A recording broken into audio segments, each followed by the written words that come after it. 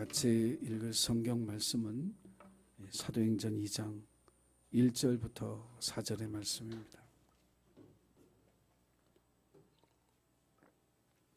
사도행전 2장 1절부터 4절. 신약성경 187쪽에 있습니다. 미처 찾지 못한 분들은 우리 화면에 떠 있는 말씀 보면서 같이 4절까지 읽겠습니다. 시작.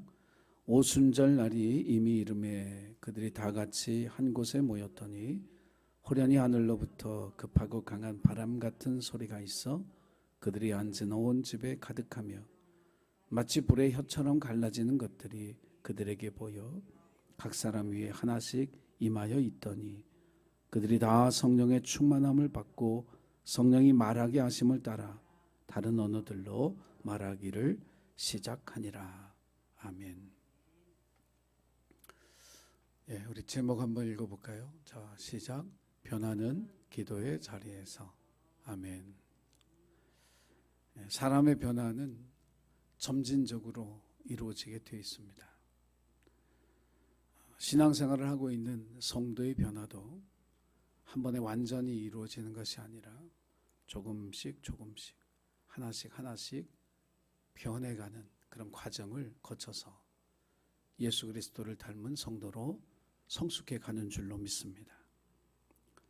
사람이란 존재는 변하고 싶어 합니다. 새로워지기를 원하지만 우리 주변에서 정말 변화된 사람, 새로워진 그런 사람을 발견하기는 쉽지 않습니다. 왜 변화가 힘들까? 왜 새로워지는 것이 힘들까? 매일 새 마음이 주어지면 사람 변화됩니다. 사람 새로워집니다. 매일 새로운 결단을 하나님 앞에 드리면서 살면 사람 변화되고 새로워져요. 그런데 새 마음과 새 결단을 할 수 있는 동기부여가 날마다 우리에게 주어지는 게 아니에요. 여러분 말씀 읽다가 날마다 은혜 받죠? 대답을 해보세요. 은혜를 받는 날도 있지만 아닌 날도 있지. 저는 예전에 시편의 몇 편인지는 모르겠는데 한 50번을 읽어도 뭐가 안 와요. 이게 내 마음에 이게 뭔가 설교거리를 찾으려고 한 50번을 읽었어요. 주석을 얼마나 많이 받겠어요. 도대체 이 시편에서 뭘 설교해야 될까? 근데도 오는 게 없는 그런 말씀이 있더라고요. 날마다 우리에게 은혜가 오고 그래 너 새로워져야 된다. 하나님의 음성이 들리고 동기부여가 되면 안 변할 사람도 없고 새로워지지 않을 사람도 없지만 그런 일이 날마다 일어나는 것은 아니죠. 그럼에도 불구하고 우리가 변화되기를 원하고 또 새로워지기를 원한다면 방법은 하나예요. 훈련하는 것밖에 없어요. 훈련하는 것. 트레이닝이 돼야 돼요. 반복적으로 훈련이 되어지지 않으면 변화와 새로움은 우리가 맛볼 수 없는 열매가 되는 것이죠. 다이어트를 해보신 분들은 아시죠? 매일 똑같은 노력을 하지 않으면 금방 예전으로 돌아가더라. 어느 한순간의 방심이 예전의 모습으로 나를 바꿔놓는 거죠.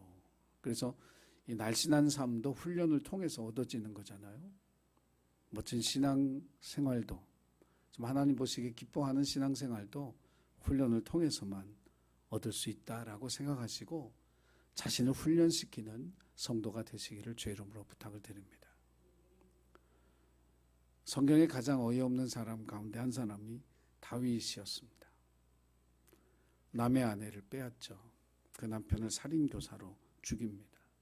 그 장면을 읽으면 세상에 그렇게 뻔뻔하고 그렇게 양심 없는 정말 세상 사람들 말로 쓰레기 같은 그런 인간이 없죠. 근데 사실 다윗이 그런 사람이 아니거든요. 원래 그럴 사람이 절대로 아닌 사람이 그렇게 하니까 이게 더 충격인 거잖아요. 그 사람이 어떤 사람이에요? 새벽마다 일어나서 말씀을 읊조리며 묵상하던 사람이에요. 하나님 앞에 무릎 꿇고 찬양과 기도로 나아가던 경건한 사람이었어요.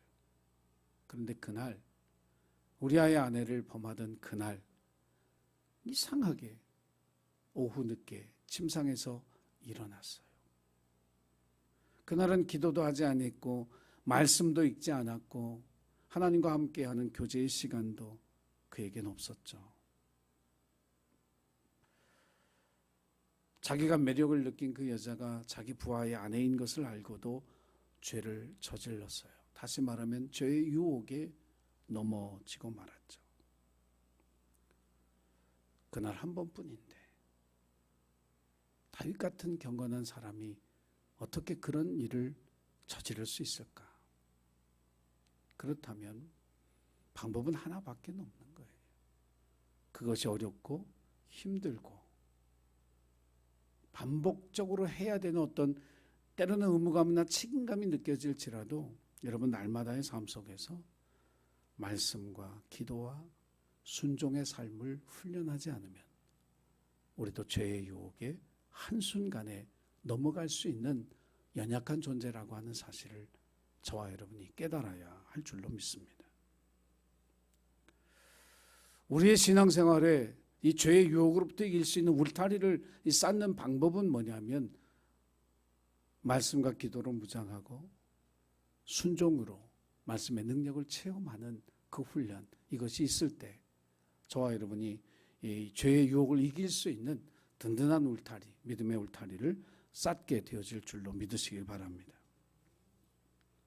사도행전은요, 교회의 첫 모습을 보여주는, 교회의 탄생과 첫 모습을 보여주는 소중한 책입니다.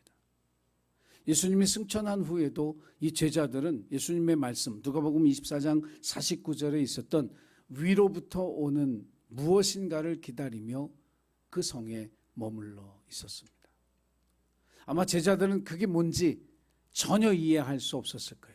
그런데 위로부터 올 것을 기다려라. 예수님 그 말씀 하셨으니까 그 말을 마음에 간직하면서 위로부터 뭐가 온다는데 그게 도대체 뭐지? 그리고 마가의 다락방에 모여서 그것을 기다렸죠.